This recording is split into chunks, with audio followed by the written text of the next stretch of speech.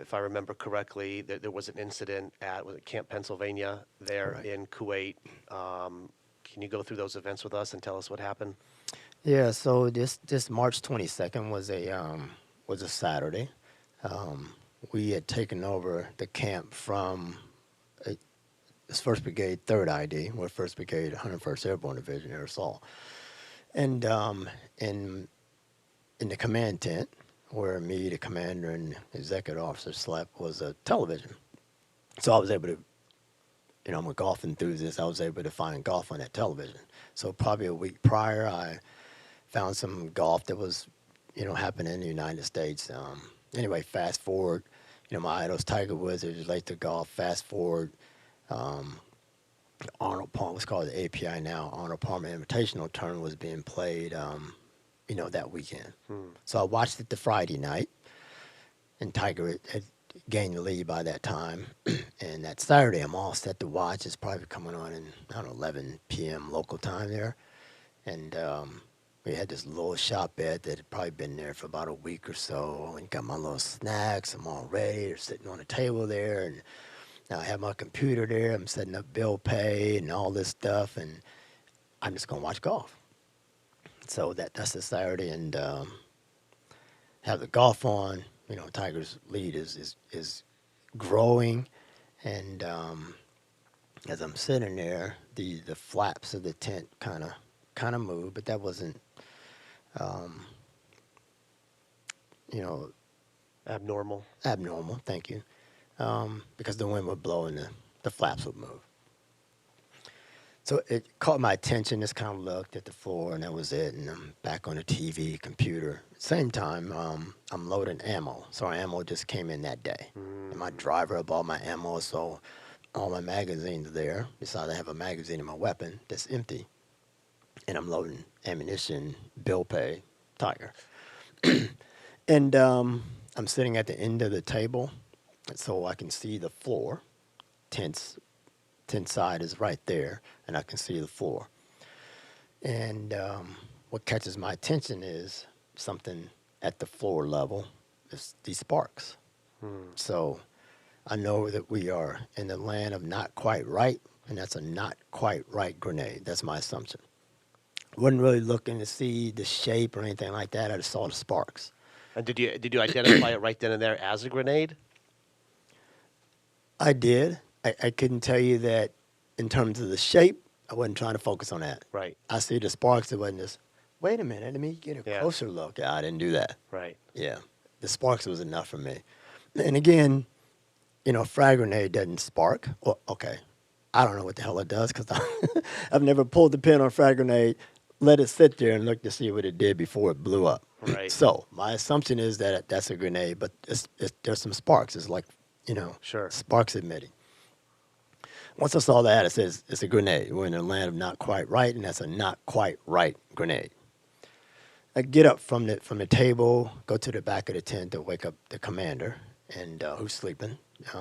Probably didn't sleep for maybe 2 or 3 hours at this point. The earliest he went to bed the whole time he'd been in Kuwait. Get up, there's a grenade about to go off up front. So he gets up, he's just coming right out of his sleep, right? And we got it. We're going to run out the front of the tent on three. So all the way in the back of the tent, we got to run all the way out the front. In the back where he is it's all roped up in the back and closed in. You can't get out the back because of Sure. the air conditioning unit. So we got to go the other way. So by this time, it's illuminated with these fluorescent lights in the tent, at least up front where we were, but now you can't see anything. It's like these shades here. I tell people it's like closing your eyes, putting 100 mile an hour tape around your eyes, face. It's pitch black. Yeah, And this is about 1 a.m. in the morning. right. So I said we're gonna run on three. 1, 2, 3, go, and then we just take off running. So I'm on the side where that first grenade came in because I didn't want him on that side because he didn't know what was going on. His job was just to run. So I'm running that way, have my arm up like this, like protecting my face as if that's going to stop shrapnel. And we keep going. I make my way all the way out the tent. And I get out there, and he's not there. Like, what? where are you? And I'm calling for him, sir, sir. And just low tones, low, hushed tones, if you will, not to alert anybody. But he's not there. And then I hear a gunshot. So I don't know what the hell's going on. So when I hear the gunshot, I pull out my weapon, I cock it. So remember I said I have the magazine in there, but there's no ammo in there. So you know what happens with that. You pull it to the rear, and you hear, it's supposed to go and load around. Well, it goes because the magazine's in there, no rounds. So it keeps the bolt to the rear. So I can't shoot, at least even in the direction of where I hear the gunshot at.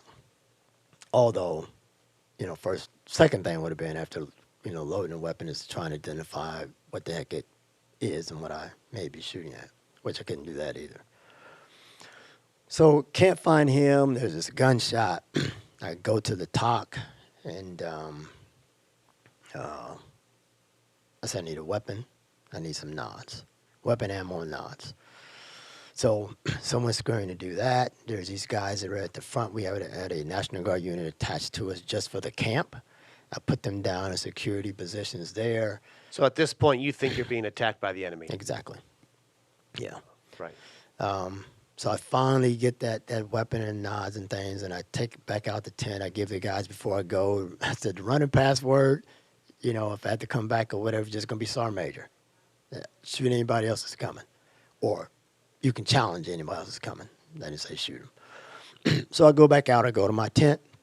Now I'm looking for 2 people at this time, and that's the colonel. Still can't find him, and then the XO. So the XO was in the tent. He saw the grenade. He saw the sparks that I saw, because he was on that side of the tent at the same table I was, but he was on that side. He had just returned from the TOC, just checking the TOC one more time. But he was the one that was shot. I could just tell by the voice. I could hear the yell. So I go back looking for them, and they're not in the tent, and I don't know where the hell they are. It's still pitch dark. The nods don't work. I mean, you need some glimmer of something. Right. Give me a tiny star. 3/4 of the star does nothing. So those things were useless. So I go back to the TOC. Tell them I need someone to go to the tent, look for the Colonel XO while I go try to see, look for who done this. I'm looking for the enemy. Did that incendiary grenade actually go off? It did not go off, but by the time I went to the TOC to get the weapon the first time, he had threw a frag grenade in. Or a frag grenade was thrown into the tent. To that same tent. Correct. 10-1 call. Wow. Yeah. Fast forward, unbeknownst to me, it was thrown in pretty early because when we were running down the aisle. So something happens with adrenaline. I can't explain that one. I'm not a doctor.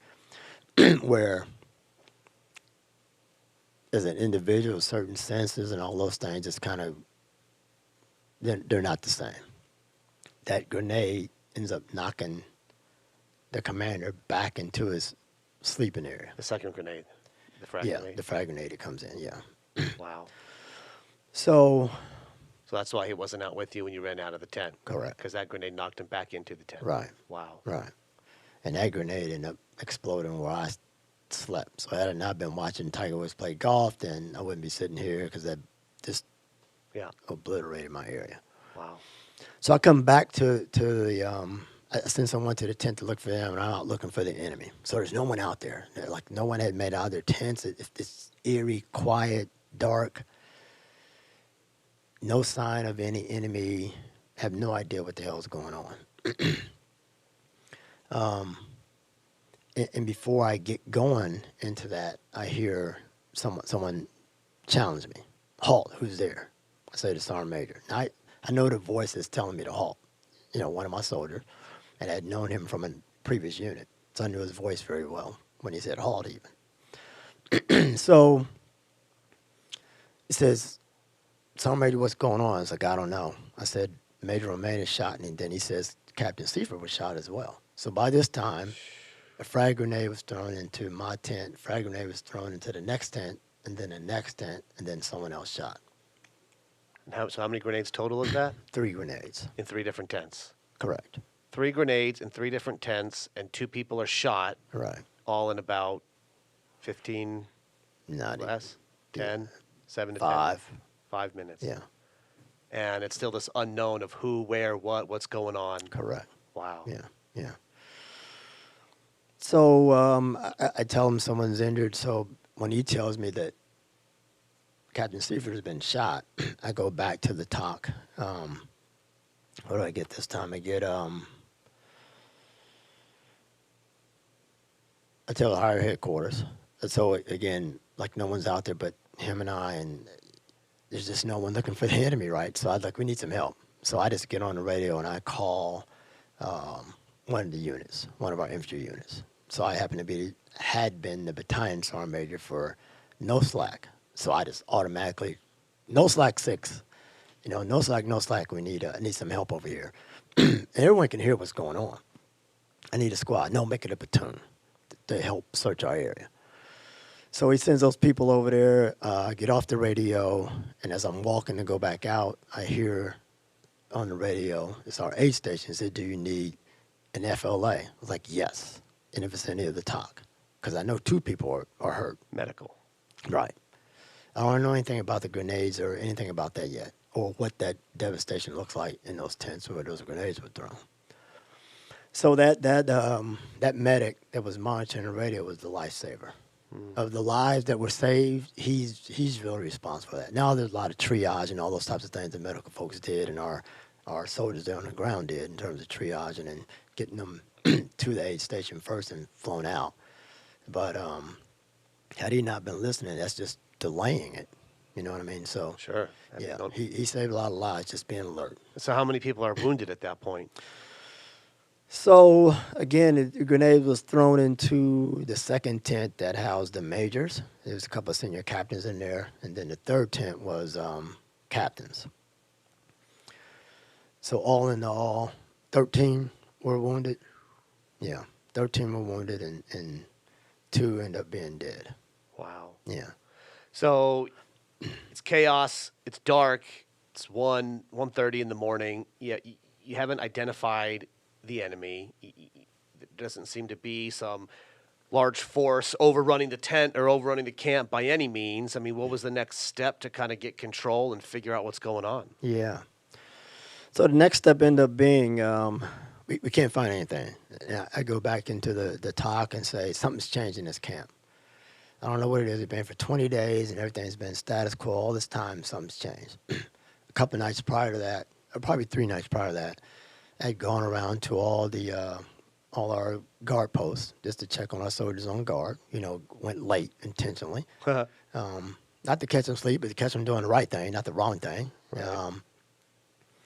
And there were no issues. But when this happened, like, the damn guards fell asleep.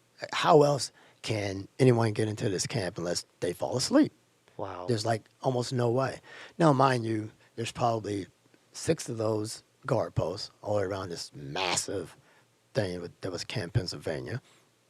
The berm is at least 12 feet of just like quicksand dirt that if you stepped in, you're probably just going to sink before you even get 2 feet up the 12-foot berm. Right. So very, very hard. And then there's wire after that. I won't say impossible, but very difficult. But they had to have fallen asleep for anyone to have a remote chance of accomplishing that. I said, well, something's changed in this camp. And then our intel officer says, well, these interpreters came in last night. Bingo, it's them. That's the only change to the camp, has to be them. So a search goes out for them, and they were sleeping in a tent with our soldiers. So it has to be them. These interpreters were Kuwaiti natives. Correct. That obviously speak Arabic, and we're Right. going to accompany your unit on the push into Iraq, which it's common to have interpreters embedded with U.S. forces for obviously interpreting. Right, exactly. Gotcha. But it has to be them.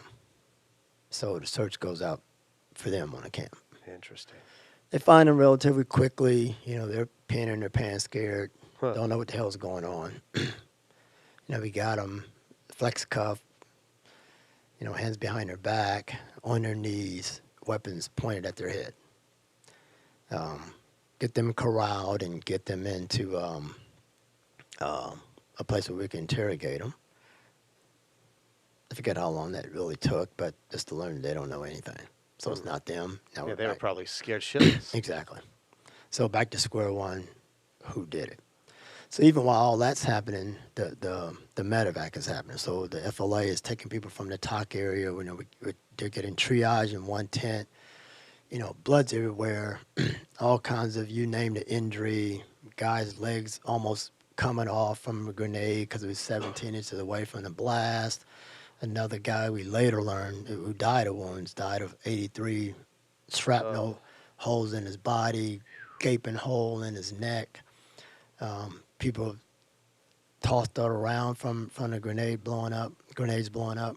Ugh. Just a mess, carnage. They get them, so it's like someone's concentrating on the medical part, which was the first sergeant, and triaging that to get them loaded onto the FLA to take them across a little short ride to our aid station on the camp where they're further triage. They get on medevac helicopters to go to the CASH, Combat Support Hospital. While another group is just on the ground trying to look for the enemy. Still trying to find the Right. enemy. That's, even through that, is catching the apprehending the interpreters, not catching them, and that interrogation going on. All this is happening all at the same time. It's a lot of moving parts. Yeah. So we get the groups to the aid station. They're further checked out. Helicopter lands. The first group's loaded. They fly to the CASH 3 kilometers away. What's that? A minute flight. Time to go. Get them on up, boom, over, drop. Second helicopter lands right behind it. Those people get loaded up. They're all ready to take off. Same flight. 2 minutes to the CASH is 3 kilometers away. All that other stuff's happening on the ground. Then, boom! This huge explosion in the sky. I mean, massive explosion. Something I've never, ever seen before. We don't know what it is. And we see this big fireball. You see something that starts to fall straight down. And all the thing you're thinking about is, am I under it? Okay, I'm not under it. Okay, it's all good. We don't know what it is. Don't really know who shot it down at that particular time. But now we begin to think, now it's a coordinated attack. Is there going to be another thing that comes over that someone intercepts, ends up being our Patriot, well, the division's Patriot asset that spots something in the sky. So as a result of that, the helicopter's ready to take off and take that 2-minute flight to the CASH. They get in the air and they're told, you can't go to that CASH. Ugh. You got to go to the CASH 75 kilometers away. So I know Romaine was on that flight, Major Romaine and Captain Seifert. Captain Seifert wasn't stable enough to make the flight on the first bird. Critical enough, but not stable enough. So they get him stable, so he ended up being on the second bird. Likely cost him his life. Because he couldn't go 2 kilometers, he had to go 75. So the crew chief comes back there and tells Romaine that. He says, are you sure? Because I don't know if my buddy's going to make it, which was Seifert. So that likely cost him his life. But because of the explosion in the sky, they got diverted and had to go that far. Now, according to the crew chief and the pilots, they were booking. But you can only go so fast.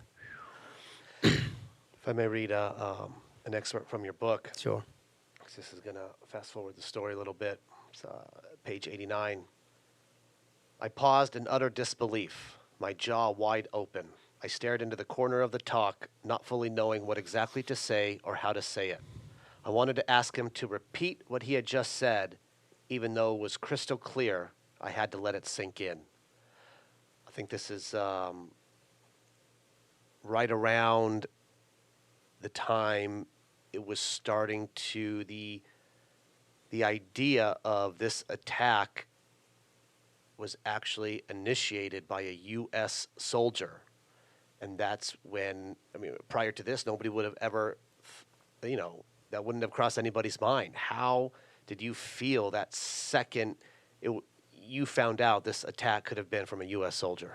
Yeah, it's quickly leading up to that it began. So the colonel was concussed from the grenade and went into that tent. Kind of came out of that. He was in the darkness. Kind of, finally got out of that and said we need to get accountability of everybody. So a call went out for that. Call came back from one unit. We're missing this soldier, Sergeant Hasan Akbar. Grenades and ammunition are missing. So when that was said that that's what it was, that it was him, obviously a U.S. soldier, and I heard that was my reply. It was just, wait a minute, say that again? You mean we're looking for one of our own soldiers? Now, it makes sense as to why we can't find insurgents, because there are no insurgents. Now, were you looking for him because he was just missing and you were trying to get accountability of your troops, or were you looking for him because he was an actual suspect, if you will? Yep, he was actually a suspect. Just like the interpreters became a suspect when I heard that was the change to the camp, they became an automatic suspect. Right. When we heard this, that soldiers missing, grenades and ammunition are missing, suspect. Oh. And this is the first, incident of fragging, I think they call it. Yep. Since I'm going to stop that word. Is that the wrong word? Don't use that word. This is a terrorist attack. Terrorist attack. So this is one of the first incidents of its kind since Vietnam. Is that accurate? Yep. I try not to draw a correlation to Vietnam because they did call it fragging. But that was like, I don't like you, sir. Boom. This one I don't like you. This was a radicalized person. So we're talking about hatred, radicalized. It was a terrorist attack. That makes sense. Yeah. So how did the search for him go about, and then how was he captured? Yeah, so we learned that it's him. We have to assume that he's in the same uniform as us, right? Same equipment as us, same capabilities, all those types of things. Not knowing where to look first, huge camp. People are in bunkers, the Scud alert's going off. So some people are in bunkers and other people are like, screw the Scud alert. Just nothing blowing up, so there's no Scud. There's nothing in the air. Some people in masks, some people aren't. When the alarm goes off, you're supposed to put your mask on and go in the bunker. Well, I'm like, okay, I'm not playing that game tonight. So we hear that, and it's really me and Major Warren, our brigade military intelligence officers, kind of the ones in charge of everything on the ground, besides the triage and of the medical personnel, which our first sergeant did that. And so we hear this, and we have to go out and tell, all our people on the ground. I said, I'll go this way, you go that way, pretty much. And I run into the first sergeant, finally he says, what's going on? We kind of have a little chat, and then we learn that I tell him that it's Akbar. That's the name we're looking for. He's like, what? You gotta be shitting me. It's a soldier? Like, that's what we think right now. I'm not going to tell you how to tell the subordinates. You figure out how you're going to tell them. I left that up to him. Major Warren was going in the other direction to do that. So he was checking bunkers. That was part of the thing he was doing all night, going to bunker. Who do we have over here? They say, Jones. Okay, Jones and whoever else was in the bunker.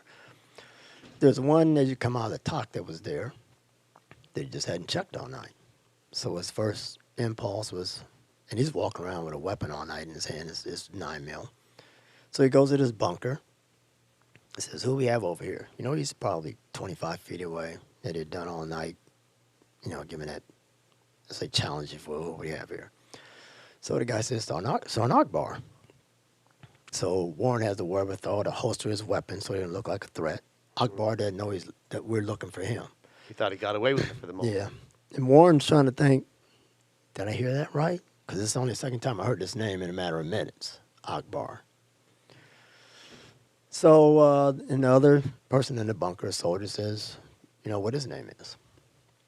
So Warren gets closer to the bunker, positions himself beside Akbar and just takes him down. Oh. So I always think that there's something that turns on these attackers and there's something that turns them off. All the ones you see today on television that are happening, they can always be much worse than it was. So here's a trained soldier that's a grenadier, has an M203, had access to the M203 grenades, 40 mics, right? And doesn't use that.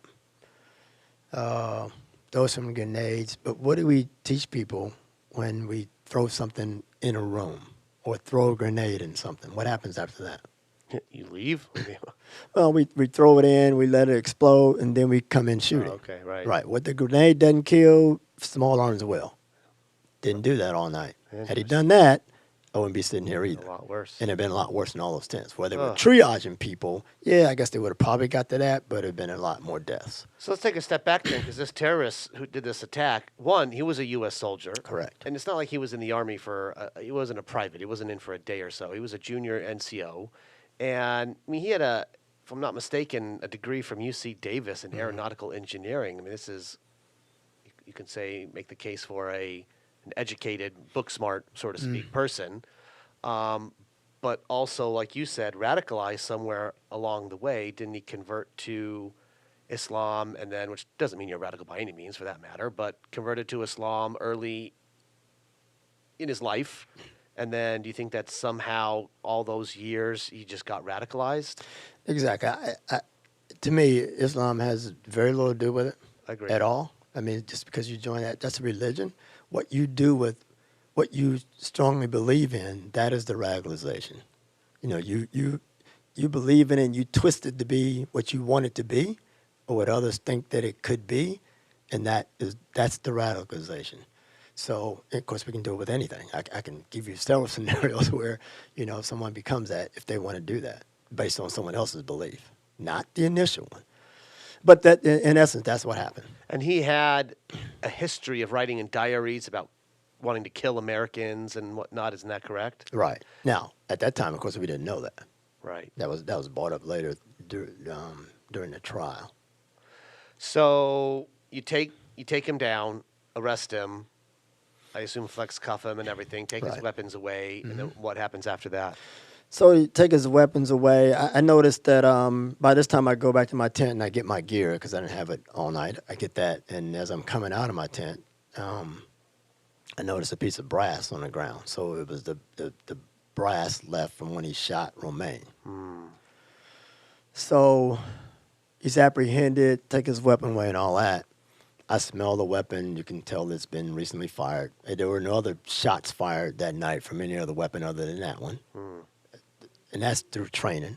You know, I credit the First Sergeant for that, of our, goal, if you will, and just the training premise of only shooting at what you can positively identify. But still, we get out of there through that training of no fratricide, which is really incredible. I take his weapon, and I take it back to my tent where that brass is, because I know that if the magazine that's in that weapon is the same weapon and magazine lot that this brass is from and that other brass, then they're going to match. And it was his. So those dodecks are going to match. I take that weapon, put it right down there beside that brass, find a staff sergeant, say, you guard this, you don't move, only I can relieve you. Interesting. So you can go out and just continue the process of, yeah. Wow. But more importantly, when time permits, to be able to match those dodecks. Right. Sure. Get it, keep it secure. Yeah. Wow. I'm going to fast forward a bit. And this is another thing that stood out when I read your book, page 140. So as a reminder, you're in Kuwait to go into Iraq and start the ground war. I mean, which in and of itself is a massive task. And it's like the war already started and you're in Kuwait. Correct. Page 140. We soon received word that the timeline for our participation in the war had been moved up to Tuesday, which was less than 48 hours away. The confirmation that we were combat ready and that the date had been set was the best news of the day. It was exactly what we needed as a unit. So your unit's part of this attack, terrorist attack number one, but by one of your own soldiers, number two, which is just horrific. I can't even imagine to feel that level of betrayal. And then here you are as a unit, 48 hours later, you now have to move 200 vehicles across the border and go into Iraq. So paint that picture, how that goes down. Yeah. So before that night, it was going to be Thursday, but it got moved up. And obviously after the attack, people are down. They're sad. They're trying to, come to grips with all this stuff. Okay, a fellow soldier. One that had happened. We have at least one that was killed at that time. Major Stoner died of the 83 grenade. Shrapnel wounds died. So that was a Sunday, 4 days later-ish. So they're coming to grips with that. CID wanted to clean out the tents that were the grenades had exploded and all that type of stuff. And people were just kind of sitting around just trying to process it and, face it. Super sad. I mean, demoralized. I go around, get up, get out of here. I don't care what you do, but you're not going to sit around here sulking. I know you got to mourn, go someplace else. I don't want to see you around here doing that. We got to go fight a war. Right. So I'm trying to get them the mindset that, okay, at least now you're going to go fight the war against the known enemy. This was the unknown enemy. But we have to be ready for that. So is that why you said in the book it was exactly what the needed unit? Exactly. Get more wind in the sails, get a mission, get a focus, and get going. And it all happened so fast that they had to shift from this thing happening. And we left on a Thursday. There's been more days for them to, just sit around and sulk. And rightfully so. I'm not trying to deny them the opportunity to grieve. I didn't want to see it. Go someplace else and do it. I didn't say don't do it, but no, don't do it around here in this area. Right. Big ass camp. Go find a spot. But that was the best thing that we needed. So the very next day was the memorial for Captain Seifert. And we're shifting very quickly into all this. And then the next day we left. Wow. No time, no downtime, no time to process what happened. You had a long GAC ride. You could continue to process. And don't ask me where those things come from. As a leader, you're in charge of this unit. You see the disposition of your unit, regardless of all this carnage happening versus anything else. That's your job as the leader. Well, I think you had to focus on the mission, and the mission was going to Iraq. Correct. How did that affect you? Did you have time ever to process this? I mean, how did you compartmentalize having to deal with losing, friends, if you will, battle buddies, and also leading your troops and going into war? Yeah, that's a good question. I tell you, there's never a pause to do that. I think the pause was, so the book was published in 2013. That was the time to pause. Interesting. And that this story needed to be told. But Wow. leading all up to that is just never went away. But the healing, the process to attempt to heal was always to tell the story. Now paint this picture, because I don't think a lot of people can visualize this. I mean, 200 vehicle convoy. I drove took the kids to damn Disneyland 2 weeks ago. We had a 2 vehicle convoy. We got separated about 5 times. How do you take 200 vehicles to war? That's a good one. It's not easy. Right. Not easy. Over terrain that you haven't gone over before. Right. In and out of some towns and all that type of stuff. But you just managed to do it. It's almost like ducks in a row. And then a little easier. I felt it was a little easier at night than daylight. You have to be vigilant. Were you driving under Fights are nods or going on. white light headlights? Nods. That's not easy either. Yeah, correct. Yeah, driving under nods. Yeah. Nods for people watching if they don't know. Rotating drivers within a vehicle. It's a lot of fun. A lot of fun, a lot of work. Yeah. Butt sore from because you just continue to go. I think after the first day we finally pulled over and paused after, I don't know, maybe been 30 hours or so of driving. And that's when we learned that Major Seifert had died. 30 continuous hours of driving? About that, yeah.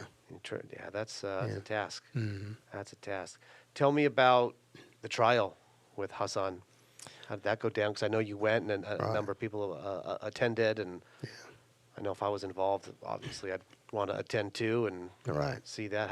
What was that like? It started out being this reunion of sorts because some people had, obviously, I don't think anyone was still in the unit. Everyone had been, assigned someplace else. I was one of the few that was still assigned on Fort Campbell, but no longer in that unit. So it was kind of a reunion of such in the very beginning, and then it was down to business of telling our part. I thought the trial counsel done a good job of preparing us. We all know the outcome that we wanted to happen for most of us, it was well, not me, but most of the folks, it was their first time being involved in something like that. My thing going there, I wanted to stare him down, and so I did. So you take the stand, and counsel's asking you questions, and they're asking me questions, and I look at him to answer the question, and then I look over at him.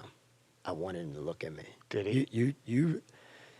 You are being charged with attempted murder, premeditated attempted murder on me. I want you to look at me. Damn. Did he look at you? No, he wouldn't look at me. He glanced like a second. He looked down most. Down most of the time, yeah. Wow. And what year is this again? I'm sorry. 2005. Okay, and the attack was in 2003.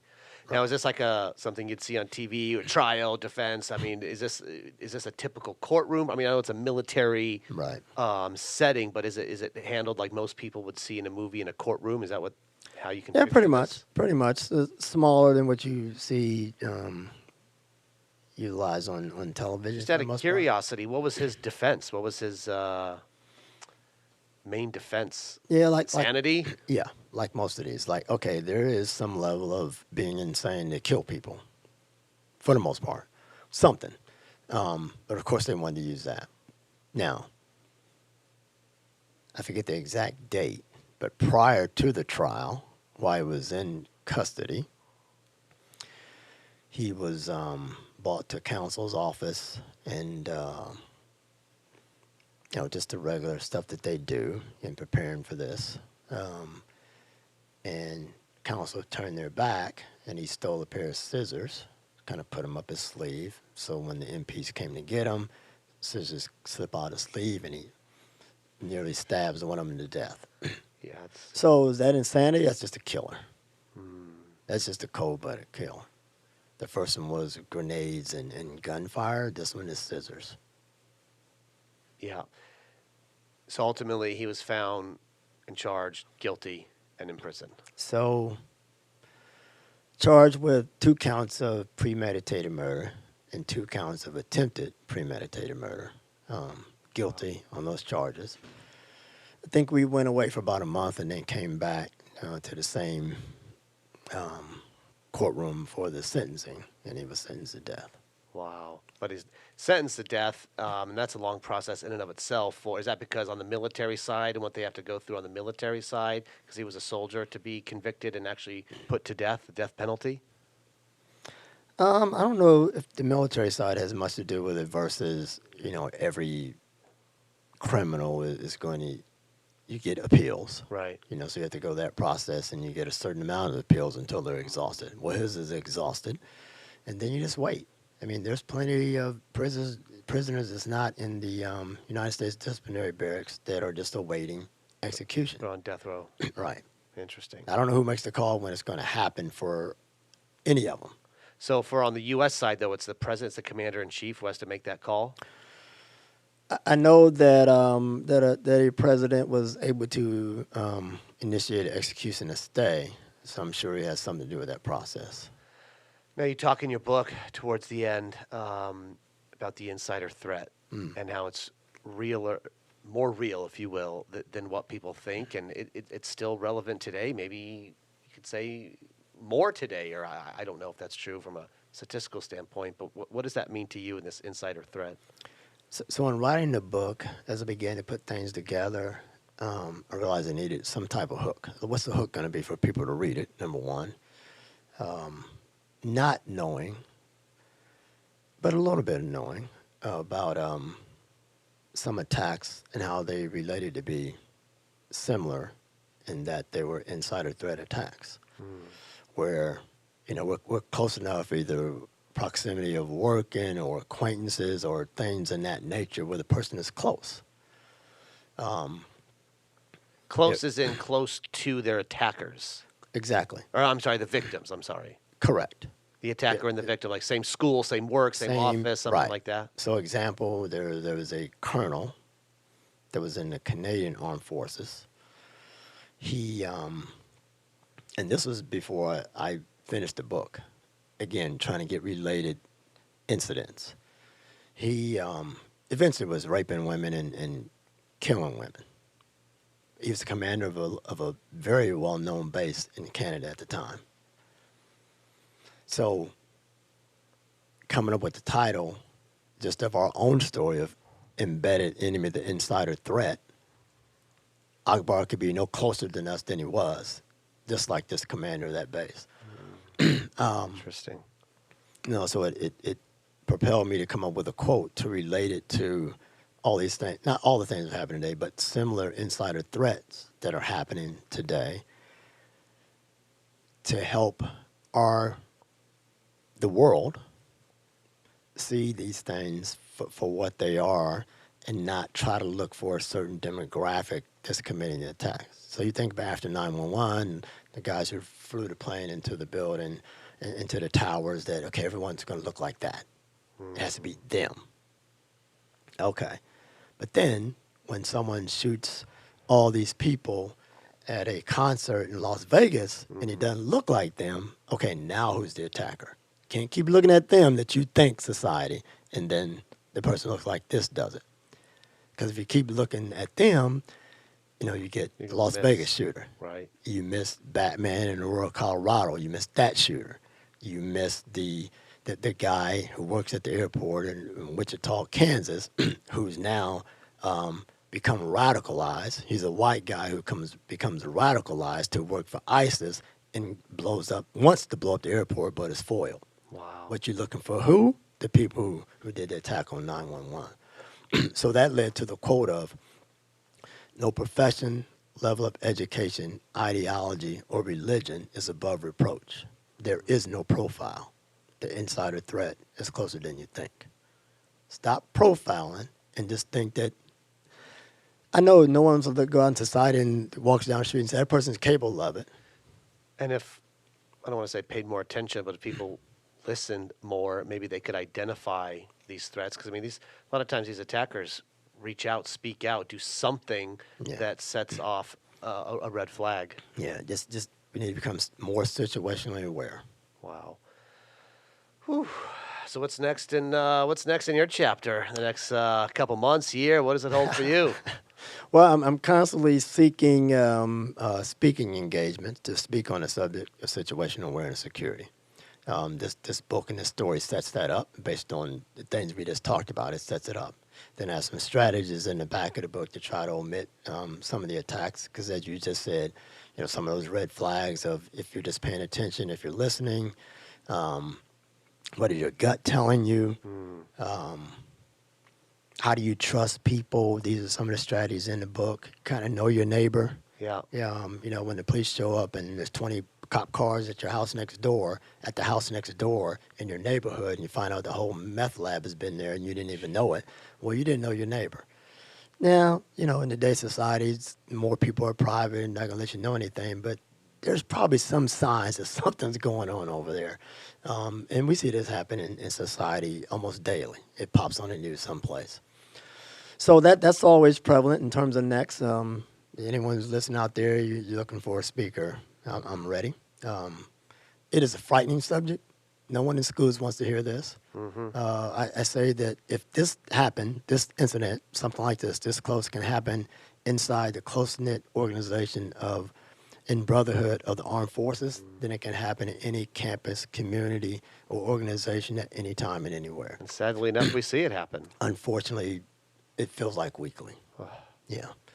So I think a lot of those things that I say out there need it. They don't want to hear, like, oh, don't come here and talk about that. You're going to bring it. I'm not bringing it here. I'm trying to get you prepared so it does not come there. I think the school shooting in Texas, not the most recent one, but it was probably a couple of years ago now, where 13-year-old, maybe she was 17, said, always knew that it would happen here. Part of me wants her to, I don't want our children to think like that, but I want them to be aware of what's going on, to think that it's possible, it's probable, because it's happening. What makes our school different?